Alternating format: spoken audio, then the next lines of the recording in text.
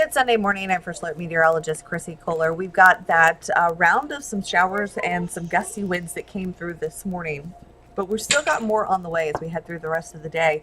So looking ahead to about 10 o'clock this morning, we really start to see that first line of storms working their way into the mountains. But look at how slow this is, because even by 1 o'clock this afternoon, most of this is still hung up along the Tennessee and North Carolina border.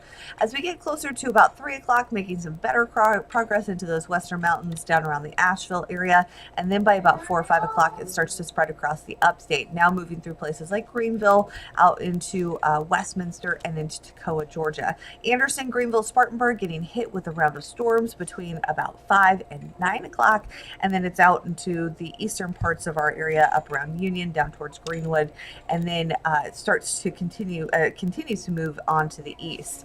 The main threat for Sunday's storms is going to be the potential for damaging straight line winds. Keep in mind that last event that we had just this past Monday brought down a lot of trees and power lines, so we could potentially see that again. Anytime you get those winds upwards of 60, 70 miles per hour, you're looking at that possibility there. So watch for down trees, down power lines, even some isolated structure damage, not out of the question.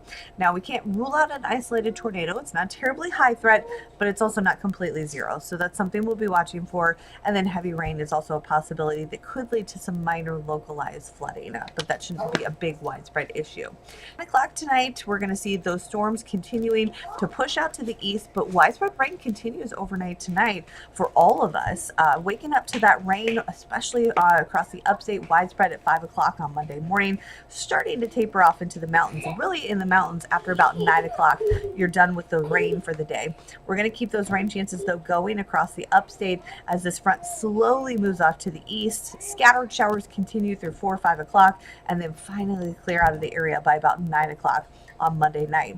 Beneficial rain, much needed out of this. 1 to 3 inches of rain possible. Keep in mind, we're still in that moderate drought for a lot of us, so this is definitely some much needed rain there. Again, we could see some minor issues with localized flooding, but I don't expect it to be a big issue for most of us.